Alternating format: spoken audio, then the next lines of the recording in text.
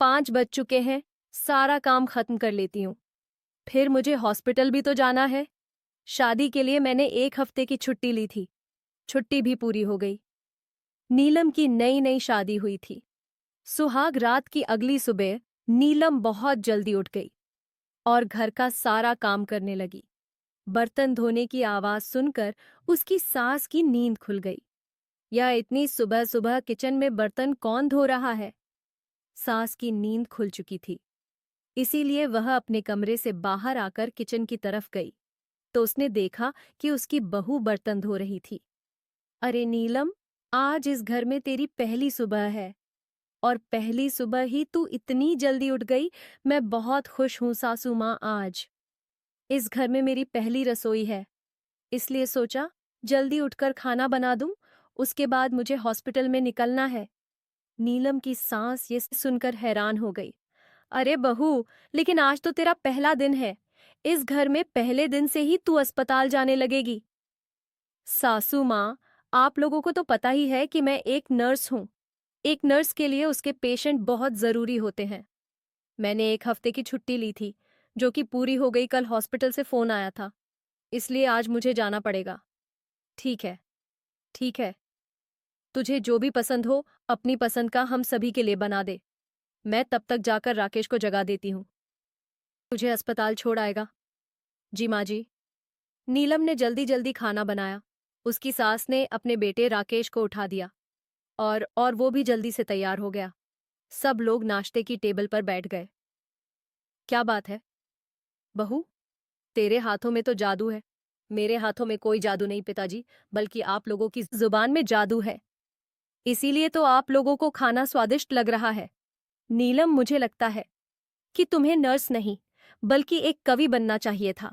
शब्दों का जादू चलाना तुम्हें अच्छी तरह से आता है। खैर, नाश्ता करने के बाद राकेश अपनी नई नवेली दुल्हन को छोड़ने उसके अस्पताल चला गया। शाम को जब नीलम वापस आई, तब की सास ने कुछ नोटिस किया और नीलम से कहा, अरे नीलम, तेरे कपड़ों में ये पीला पीला क्या लगा हुआ है? सुबह तू साफ सुथरे कपड़े पहनकर गई थी, इतने गंदे कैसे हो गए माँ जी? आप तो जानती है कि मैं एक नर्स हूँ। जो भी बच्चे अस्पताल में पैदा होते हैं, उनकी शौच मैं ही साफ करती हूँ। यहाँ तक कि बहुत सारे ऐसे बुजुर्ग मरीज भी आते हैं जो चल फिर भी नहीं पाते, वह भी बिस्तर पर ही शौच कर देते हैं। उन सबको भी मुझे ही संभालना पड़ता है। इतना सुनते ही उसकी सांस उल्टी करने लगी। अरे माँ जी, क्या हुआ? मैं आपको दवाई दे देती हूँ और जल्दी से जाकर रात का खाना बना लेती हूँ। अरे नहीं नहीं, रहने दे, तू खाना मत बना। मुझे तो लगा था कि लोगों को दवाइयाँ देना, इंजेक्शन लगाना या ड्रिप चढ़ाना ही तेरा काम होगा। लोगों की टट्टी साफ करना भी तेरा ही काम है। तू आज के बाद किचन में नहीं जाएगी। इतने में उसके ससुर वहां पर आ गए। एक नर्स को तो यह सब करना ही पड़ता है। लोगों की हर तरीके से सेवा करना ही एक नर्स का धर्म होता है। भाई, जैसे एक माँ अपने बच्चे को पालती है, वैसे ही नर्स अपने मरीज को भी पालती है। माँ जी, आप परेशान मत हो। मैं बिना नहाए खाना नहीं बनाऊंगी। मैं पहले जाकर नहा लेती हूँ, उसके बाद सभी के लिए खाना बना दूंगी। नहीं नहीं, तू बाकी सबके लिए खाना बना दे, मेरे लिए मत बनाना। तेरे हाथों का खाना खाकर मुझे उल्टियां आने लगेगी। उसका पति राकेश भी काम से वापस आ गया। सभी लोगों ने मिलकर नीलम की सांस को समझाने की कोशिश की, लेकिन वह नहीं मानी। मेरे पास एक छोटा सा सिलेंडर है, उसे मैं आंगन में रख लेती हूँ और अपने लिए खाना मैं वहीं बना लूंगी। नीलम ने सभी के लिए खाना बनाया। लाख मना करने के बावजूद ने आंगन में अपने अकेले के लिए खाना बना लिया और खाकर सो गई। अगले दिन पिताजी, राकेश, मां जी आखिर अपना खाना कब तक अलग बनाती रहेंगी? अब क्या बताऊं बेटा, उसे समझाना मेरे बस की तो बात है नहीं। राकेश, तू ही समझा अपनी माँ को। ठीक है, मैं एक बार कोशिश करके देखता हूँ। शाम को जब राकेश की माँ आंगन में अपने लिए खाना बना रही थी, तभी राकेश उसके पास गया। माँ, आप ये बच्चों जैसी हरकतें क्यों कर रही हो? अब तू इतना बड़ा हो गया है कि अपनी माँ को ही समझाने आ गया। भूल गया, बचपन में तू भी बहुत जिद किया करता था। तब मैं भी तुझे समझाती थी, पर तू तो मेरी बात नहीं मानता था। तो अब मैं तेरी बात कैसे मान लूं?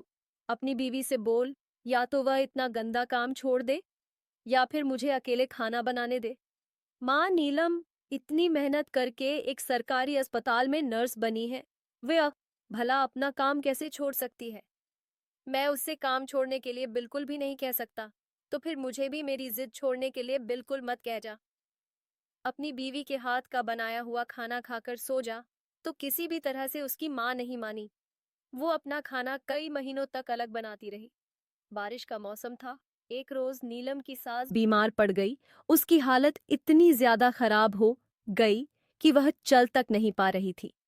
राकेश माजी को अस्पताल में भर्ती करना पड़ेगा। उनकी हालत बहुत खराब है। इस उम्र में ऐसा होता है। बहू, जैसा तुझे ठीक लगे तू कर। नीलम ने अपनी सास को उसी अस्पताल में एडमिट कर दिया जहां पर वह काम करती थी। डॉक्टर के कहने पर नीलम ने अपनी सासू माँ को ग्लूकोज की बोतल चढ़ा दी और कुछ इंजेक्शन भी लगा दिए। नीलम के ससुर जी और उसका पति राकेश भी वहीं पर मौजूद था। नीलम, 3 दिन हो चुके हैं, माँ कैसी है? अब हुआ क्या था, उन्हें बहुत ही भयंकर वायरल फीवर हुआ है। बरसात के मौसम में ऐसा हो जाता है। डॉक्टर ने कहा कि उनके खाने में कुछ दिक्कत हो गई होगी। लेकिन बेटा, खाना तो वे खुद बनाती थी। खाने में गड़बड़ कैसे हो सकती है? पिताजी, बारिश का मौसम, माँ जी आंगन में खाना बनाती थी। इस मौसम में बहुत सारे कीड़े मकड़े उड़ते रहते हैं। हो सकता है उनके खाने में भी वही कीड़े मकड़े गिरते रहे होंगे। और दूसरी वजह यह है कि इस मौसम में वायरस का प्रकोप तो रहता ही है। मैंने तेरी सास को कितनी बार मना किया कि आंगन में खाना मत बना, पर वह मेरी एक नहीं मानी। उन लोगों की बातें उसकी सास सुन रही थी। अब नीलम अपनी सास की बहुत सेवा करती थी। उसी अस्पताल में एक रोज खाना खिलाने के लिए एक वार्ड बॉय उसके पास आया। बेटा, मेरी सारी से सेवा तो मेरी बहू यानी इस अस्पताल की नर्स करती है। मैं देख रही हूं कि सबके पास खाना लेकर तुम्हारी नर्स ही जाती है, पर मुझे खिलाने के लिए तुम आते हो हर दिन, ऐसा क्यों? दरअसल बात यह है कि सिस्टर ने कहा कि आप उनके हाथ से खाना नहीं खाएंगे। यहां तक कि वह खाना देने भी आएंगी तो भी आप नहीं खाएंगे। इसीलिए वह आपकी सारी सेवा खुद करती है, लेकिन खाना खिलाने के लिए मुझे भेज देती है। तू खाना लेकर जा। और अपनी नर्स को मेरे पास खाना लेकर वार्ड बॉय खाना लेकर नीलम के पास चला गया और उससे बोला, सिस्टर, आपकी सासू माँ ने बोला कि खाना आप लेकर जाओ उनके लिए। यह सुनकर नीलम हैरान हो गई। नीलम ने टिफिन उठाया और सबसे पहले तो वह अपने पति राकेश और अपने ससुर जी के पास गई। पिताजी, आज तो कमाल हो गया। मैंने वार्ड बॉय को खाना लेकर हर दिन की तरह सासू माँ के पास भेजा, लेकिन सासू माँ ने तो उसे यह कहकर भगा दिया कि खाना लेकर नीलम को मेरे पास भेजो। अरे तो इंतजार किस बात का कर रही हो? जल्दी से खाना लेकर जाओ। हम लोग दूर से देखते हैं कि माँ क्या कहती है। नीलम खाना लेकर अपनी सास के पास चली गई। बहू, मैं चाहती हूं कि तू खाना अपने हाथों से खिला दे। मुझे नीलम की खुशी का ठिकाना ना रहा। उसने अपने हाथों को अच्छी तरह से धोकर अपनी सास को खाना खिलाया। माँ, अभी तो मैं नर्स की ड्रेस में हूं, फिर भी आपको मेरे हाथों से खाना खाने के बाद उल्टियां नहीं हुई? बेटा, मैंने नर्सों के बारे में सुना तो बहुत था, पर आज देख भी लिया। एक नर्स अपने हर मरीज के साथ वैसा व्यवहार करती है जैसा उसके परिवार वाले भी नहीं करते। मैंने तेरे साथ इतना गलत बिहेव किया, फिर भी तू मेरी सेवा कर रही है। पिछले 1 हफ्ते से एक नर्स एक माँ के समान होती है, और उस माँ का ही मैंने अपमान किया। मुझे माफ कर दे। बहू, जल्दी से मुझे यहाँ से ले चल। अब तू ही मेरे लिए रोज खाना बनाएगी। यह सुनकर नीलम की आंखों से खुशी के आंसू छलक पड़े। राकेश और उसके पिता भी बहुत खुश हुए। कुछ ही दिनों में उसकी सांस पूरी तरह से ठीक हो गई और वह घर आ गई। अब सभी लोग खुशी खुशी उस घर में एक साथ रहने लगे और नीलम के हाथों का खाना भी खाया।